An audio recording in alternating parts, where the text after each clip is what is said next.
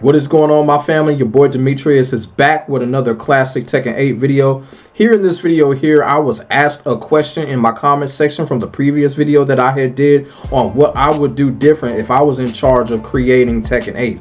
And y'all know, with everything that has come out when it comes to Tekken 8, when it comes to the systems and all of that, base roster and all of that, you know, I would have done a lot of things different when it comes to Tekken 8, to the point where Tekken 8, the way that y'all see it right now, the way that I would kind of make Tekken 8, it will be a whole lot different. So this video here, this is like one of those theory videos. Y'all feel what I'm saying? You know, if I was in charge of Tekken 8, what would I do different?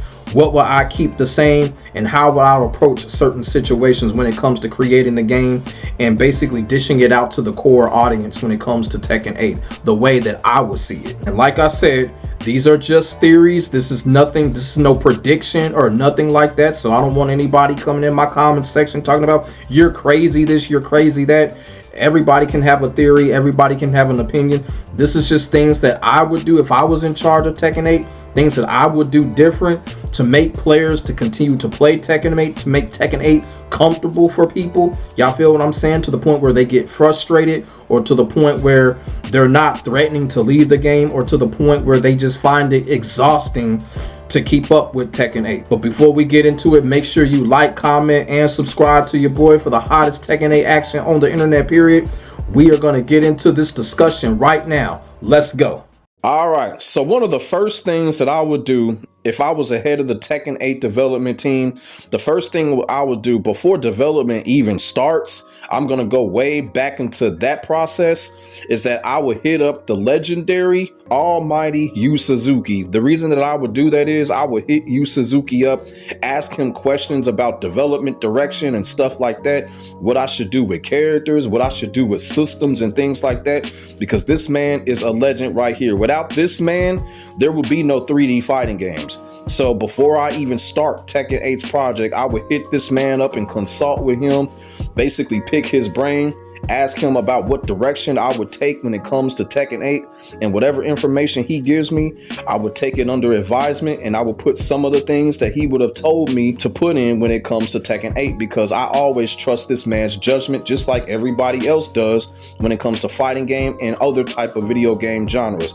This man is a legend right here, and basically everyone who makes fighting games, they consult in this man. People that make open world games, they consult in this man right here. I would do the same thing. Before I start Tekken 8 development, I'm going to Yu Suzuki, consulting with him and picking his brain before the development starts. Now, when it comes to the characters, I already made a video when it comes to Tekken 8 and the characters and the base roster, you know, who I will put in Tekken 8's base roster and things like that. So if y'all want to check that video out, here's the thumbnail of this video. I'll have that video up in the card section, and then I'll have that video at the end of the video. Y'all can click on that. I've already did a story on that, on who I would put in the Tekken 8 base roster and things like that. So if y'all want to know that story, go ahead and check that video out. Now, when it comes to the systems and what I would do when it comes to Tekken 8 systems, of course, we're going to talk about the heat system. Now, naturally, I would come up here and say that I would totally get rid of the heat system altogether.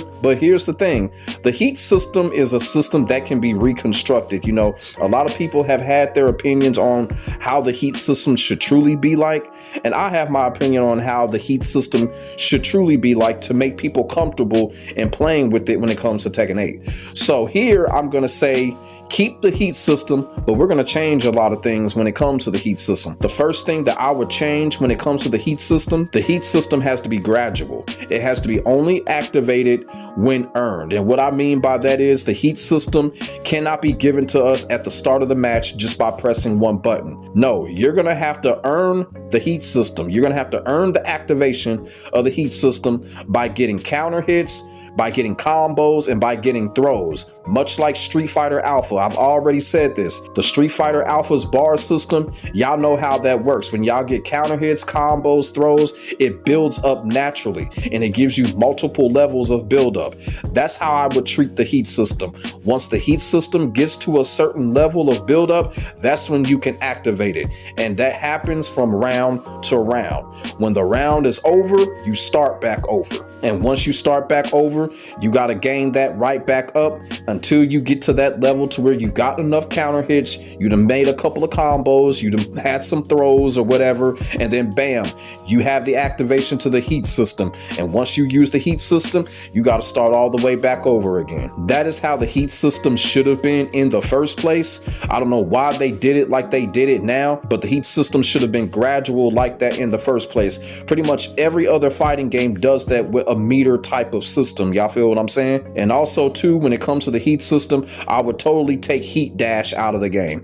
Heat dash is just completely stupid. I don't like the way that players use it as a guard break so they can basically 50-50 spam you afterwards. It's just the dumbest thing I've ever seen in a fighting game. I would totally get rid of heat dash. No ideas for that.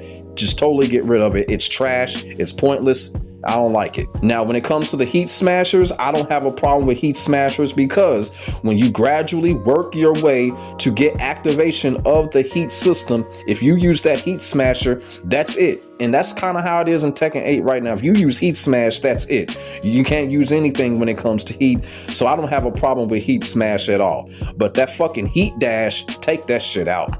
Take that dumb shit out. I don't fucking like it. Yeah, it extends combos once you hit your opponent, all that. But Tekken 8 already has a great combo system. It already has a loose combo system in the first place. We don't need that fucking heat dash.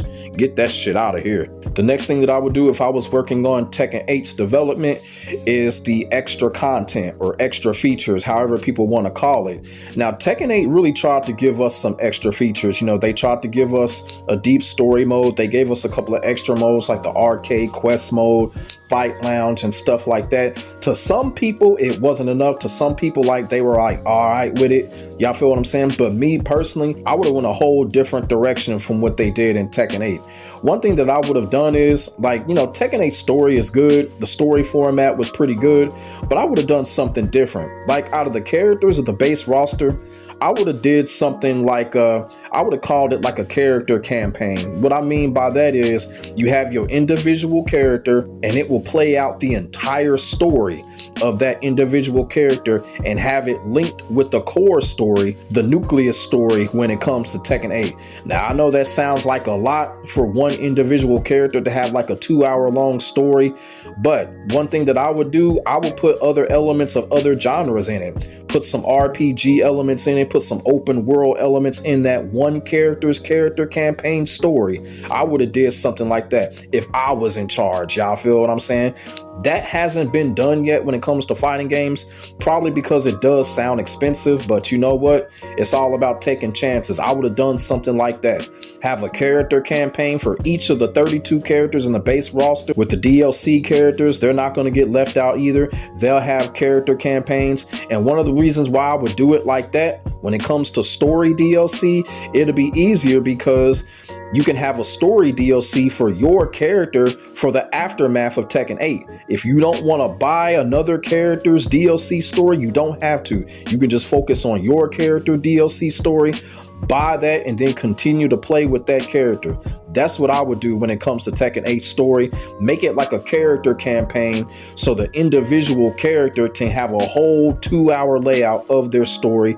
Link it with the nucleus of Tekken 8 story, and I personally feel like it'll be a better experience and it'll be more fun. Just think about it. If you had a character such as Dragunov going around with an AK-47 and shit, or characters like Nina going around with guns doing gun missions while doing her story, doing assassination missions while doing her story. That's what I'm talking about. Or if you're a Steve Fox main, if you're a Steve fan, Steve's character campaign can be something like, you know, he's going out finding new enthusiasm. It can kind of be before the King of Iron Fist tournament or whatever. Opponents that Steve will come up across, you know, you could put Steve in a situation where he's like fighting boxing like Fight Night Champion. Y'all feel what I'm saying? I know a lot of y'all play Fight Night Champion. Just think if Steve Fox was put in that type of fight setting where you fighting like Fight Night Champion. That'd be some dope shit right there. That's what I would have did when it came to Tekken 8. Have a character campaign like that. Now, when it comes to more extra content or more features, extra features into the game, one of the things that I would do is put the survival mode back into the game, because the survival mode has really been abandoned by a lot of these fighting game companies. I don't know why. Survival mode, growing up playing fighting games, was always one of my most favorite fighting games, because you fight till you die. It's just like, you know, the opponents keep coming and you have to keep winning and keep winning. You don't regain health. Some fighting games let you regain a little bit of health, but you just keep going until you die. I always love survival modes because they were a test of equilibrium. Now, when it comes to a survival mode in Tekken 8, what I would have done is I would put the survival mode back in, and I would put a little twist on it. I would have the survival mode have its own story on side of the Tekken 8 story, nothing to do with the main story of Tekken 8. And I would have the survival mode have its own story, have all kinds of missions in the survival mode. You know what I'm saying? Like, you have to perform some type of combo in order to progress in the survival mode or stuff like that. You got to get a certain amount of win streaks. Y'all know what I'm saying, how survival modes used to be. I would definitely do that. Bring back the survival mode, put an extra twist on it, you know, make it have its own story, make it have its own setting and something like that. Hey, I'll do one better. Make the survival mode have its own NPCs to make it interesting, even though some people out there, they complain about, well, why can't we put that character in the game?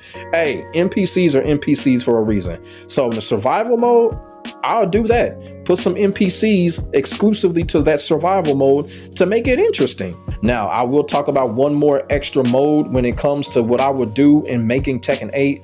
And that is that me personally, I kind of feel like Tekken is the one fighting game that truly doesn't have Shaolin influence in it. And what I mean by that is all of the other fighting games like Street Fighter, Virtua Fighter, especially Mortal Kombat, they've got that Shaolin influence in it. You feel what I'm saying? You know, Mortal Kombat got the whole thing with the Shaolin monks. Virtua Fighter got the whole thing with Lei Fei, Lao Chan. You know, Akira is Shaolin to a certain extent.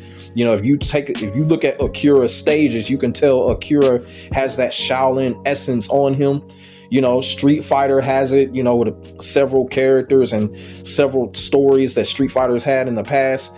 Tekken is that one game that truly doesn't have that Shaolin influence or that Shaolin essence going on.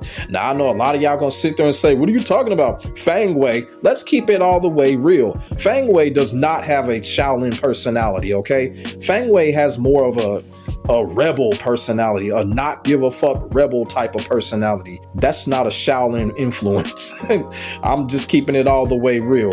But the thing about it is, I will put a mode like a Shaolin chamber mode in Tekken 8. What I mean by that is, it's like, you know, if y'all are into that type of stuff, y'all know how Shaolin training is. Y'all know how the Shaolin life is. They go through a lot of training and a lot of methods.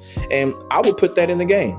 I will put that in the game to where you can build your own character, you know, build your own character from the ground up, kind of like Mass Effect or kind of like what they doing in Street Fighter 6. And you can walk through the whole Shaolin chamber, you know, performing missions, getting better, doing some crazy stuff. You feel what I'm saying? Now, this is not just something that I would do if I made Tekken 8. If I made any fighting game, especially if it was a 3D fighting game, I would put a mode like that, you know, paying respect to Shaolin, because Shaolin deserves that. You know, none of this can go down without Shaolin.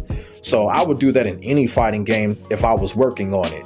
But yeah, like a Shaolin chamber mode where you can make your own character and just go around performing missions, you know, gaining points, gaining in-game currency to buy things. Y'all feel what I'm saying? Unlocking treasure and shit like that. Y'all feel what I'm saying? I would definitely put a mode like that in Tekken 8, because like I said, I just kind of feel like Tekken 8 really just doesn't have that Shaolin influence, or Tekken games in general really never did. You feel what I'm saying? So I look at it, why not? Why not put some Shaolin essence inside of Tekken 8 with a mode like that, paying respect to Shaolin? And of course, I would put the Tekken Force mode back into the game, make it its own exclusive mode from everything else. You know, for those people that don't want to fuck with the character campaigns or fuck with the survival mode or fuck with the Shaolin chamber mode, they'll probably go to the Tekken Force mode. You know what I'm saying? Put the Tekken Force mode back into the game, you know, make the Tekken Force mode to Tekken 8 next gen standards, you know, special moves or whatever. You know, put the mode back into the game. I would definitely put the mode back into the game. Something that Harada's lazy ass just does not want to do at this point. You feel what I'm saying? I would definitely put Tekken Force mode back into the game. Now, when it comes to the Tekken shop, the biggest problem with the Tekken shop is that the mode came very, very late. The mode came over modes that fans were demanding, such as the Tekken Force mode and a couple of other modes. That is the real issue with the Tekken shop right now. And a lot of people already know the Tekken shop is a revenue grab. You feel what I'm saying? Because Bandai Namco is going through a lot of fucked up shit. Now, if I were to make a Tekken shop, this is what I would do. It would be there from the start. I would put it there from the start, and it would be all about in-game currency. You feel what I'm saying? Like I said, all these modes that we have, just like the classic days when we were playing fighting games on our 16-bit, 32-bit consoles, or, you know, Dreamcast, PlayStation 2, stuff like that. We were grinding in these extra modes. We were getting in-game currency, and then we would go to the shop and buy things. And, you know, it was just fun that way. It gave us that RPG element of it. I would do it like that. I would have the shop already there, and I would create that system, that classic system of in-game currency where we're fighting in the character campaigns or whatever, getting money for that. Even go online.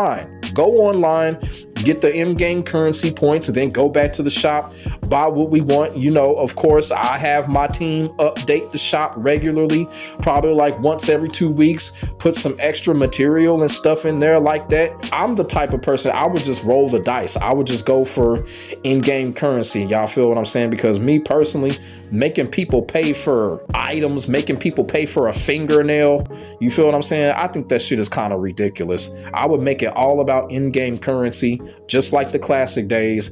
We play the game, we get the point money for that shit, and then we go to the shop. That's exactly what I would do when it comes to the Tekken shop. Fuck the microtransaction shit. Now, when it comes to paying for a fully developed DLC character, a fully developed DLC story, I understand that. I understand, you know, of course, put a price on that. You know, I'm never going to dispute that because I understand that. But that other shit, paying for a fingernail, paying for some socks and shit like that, or paying for an afro on your character, they got me fucked up. I would never do that. If I was in charge of Tekken 8, I would never let that happen. That shit right there is either gonna be free or in-game currency. Y'all feel what I'm saying? And it'll be more fun that way, because if y'all going through the Shaolin chamber mode, you know, just having fun, progressing with missions and shit like that, hey. Now, when it comes to a lot of the in-game stuff that's going on, of course, I would make sure the game is not buggy. I would take care of the game's tracking system that, you know, a lot of people are having issues with right now. And then also, too, the sidestep system when it comes to Tekken 8, you know, I've argued about this countless times. I don't like what's going on there. If I was in charge of Tekken 8, I would make a more tightly structured evade / sidestep system. You will not be able to sidestep everything in the game. Motherfuckers throwing orbitals and shit, still sidestepping throws. How the fuck you gonna sidestep a throw? A grab is a grab. If you try to fucking sidestep somebody that's grabbing you, you can't fucking get away from that. That's stupid shit right there. You will not be able to sidestep throws. You will not be able to sidestep orbitals. Y'all feel what I'm saying? The sidestep system is too fucking free in this game. If I was creating this game, I wouldn't make it that way. It's going to be some consequences. I know that's going to make people mad, but if that makes people mad, they can get their soft asses off the game. The sidestep system will have consequences, and you're not going to be able to sidestep everything. I would definitely fix the sidestep system in Tekken 8, make it more tightly structured. And last but not least, one thing I would do if I were in charge of Tekken 8's development, I would create some type of an anti-cheat, or I would form some type of coalition with some type of security organization to put in an anti-cheat so I can protect the integrity of the game and not let these auto cheaters and all that shit ruin the experience for a lot of these players. That is exactly what I would do. I would either create a system, and I know that there are plenty of security organizations out here that specialize in that type of stuff. Y'all feel what I'm saying? So I would definitely do that. Invest in an anti-cheat so the game can be protected, the game's integrity be protected from these stupid cheaters that are so scared to win it don't make any sense. By doing that, we won't have a lot of people walking away from the game because the integrity of the game will not be threatened. And I will also be very, very communicating when it comes to my core audience when it comes to Tekken 8 if I were developing on it. What I mean by that is I will be very, very open to what people have to say. I would also basically dish out information regularly, you know, weekly, every other weekly and stuff like that. If someone has a request, I'll put it under advisement. Also, too, when it comes to DLC characters, now I don't have no problem with DLC characters. I don't have any problem with guest characters, but I will not have any guest characters that don't have anything to do with the meta of the game. Y'all feel what I'm saying? Say for instance, a character like Clive is unacceptable. A character like Noctis is unacceptable. I'm not going to have those type of characters in the world of Tekken 8 if I was in charge in it. If it's going to be a guest character, it's going to be a character from another 3D fighting game. Y'all feel what I'm saying? You know, a character probably like Gao Hinugami. I will put him in Tekken 8 just to be a prime example. Or put my main character Lao Chan in Tekken 8, something like that. It will be another 3D fighting game. It's not going to be from another realm of genre, nothing like that, no unfair shit. And you know, and it's not going to be from any 2D fighting game either. I would keep it totally 3D. If the guest character is totally 3D and it hits Tekken's meta standards, they can be in it. So those are the things that I would do if I was in charge of Tekken 8's development. I can go on and on about this type of topic because there are a lot of other things that I will also do when it comes to Tekken 8. If I were in charge of it, maybe I'll do a part 2 in the future, but who knows? But yeah, those are the things that I would do different if I was in charge of the development of Tekken 8. And like I said, this was requested to me. Someone wanted to know what I would do if I was in charge of Tekken 8's development. So these are the things that I would do first and foremost. So let me know what y'all think. Leave y'all thoughts and y'all feelings in the comment section below. We could definitely get a conversation started. Make sure y'all like, comment, and subscribe to your boy for the hottest Tekken 8 action on the internet, period. Like I keep on saying, ain't nobody doing it like I'm doing it when it comes to this Tekken shit. And that is facts. My name is Demetrius. I will get back at you in the next video. God bless. Stay safe. I am out. Peace.